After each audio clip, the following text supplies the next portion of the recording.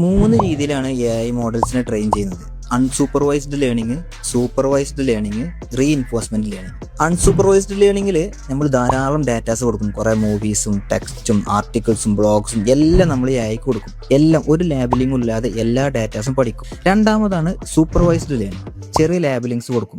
ഇത് ശരിയാണ്, ഇത് തെറ്റാണ്, ആ രൂപത്തിലുള്ള ചെറിയ ലാബിലിങ്സ് കൊടുക്കും. ഈ ലാബിലിങ്സ് വെച്ചിട്ട് AI മനസ്സിലാക്കും ഇന്ന കാര്യം ശരിയാണ്, ക്വസ്റ്റ്യൻസ് വരുമ്പോൾ ഇന്ന ഉത്തരം തരേണ്ടി എന്നുള്ള കാര്യങ്ങൾ മനസ്സിലാക്കും. മൂന്നാമത്തതാണ് റീഇൻഫോഴ്സ്മെന്റ് ലേണിംഗ്. AIനോട് പറയും ഇന്ന കാര്യങ്ങളൊക്കെ ട്രെയിൻ ചെയ്തു, കുറെ ലാബിലിങ്സും കൊടുത്തു, ഇന്നത് ശരിയാണ് ഇന്നത് തെറ്റാണെന്ന് ലാബിലിങ്സ് കൊടുത്തു. ഇനി അങ്ങോട്ട് ചോദ്യം ചെയ്യിക്കും. അപ്പൊ ഈ ചോദ്യം ചോദിക്കുമ്പോൾ ഉത്തരം തരുന്ന ഉത്തരം അത് 3-4 ഉത്തരം തരും. അത് ഓരോ മോഡൽസിനും ഡിഫറൻസ് ആയിക്കാരം. ഈ ഉത്തരത്തിൽ നിന്ന് ഹ്യൂമൻസ് റേറ്റ് ചെയ്യും ഇതിൽ ഏതാണ് ശരി, ഏതാണ് കൂടുതൽ ആക്യുറേറ്റ് എന്നുള്ളത്. അങ്ങനെ ആ ഒരു റേറ്റിംഗിൽ ഒരു റിവാർഡ് മെക്കാനിസം അവിടെ വർക്കാവും. അത് വെച്ചിട്ട് ഒന്നും കൂടി ഇപ്പോൾ പഠിച്ച ഡാറ്റാസ് റീഇൻഫോഴ്സ് ചെയ്തിട്ട് അങ്ങനെയാണ് ഇപ്പോഴുള്ള ChatGPT ആണെങ്കിലും ജെമിനി ആയാലും ക്ലോഡ് ആണെങ്കിലും ഒക്കെ അത്ര പെർഫെക്റ്റ് ആയിട്ടുള്ള ഉത്തരങ്ങൾ തരുന്നത്. ഈ 3 രീതിയിൽ എല്ലാ മോഡൽസും ട്രെയിൻ ചെയ്തിട്ടാണ് ഒരു ഫൈനൽ നല്ലൊരു മോഡലായിട്ട് ഔട്ട്പുട്ട് വരുന്നത്.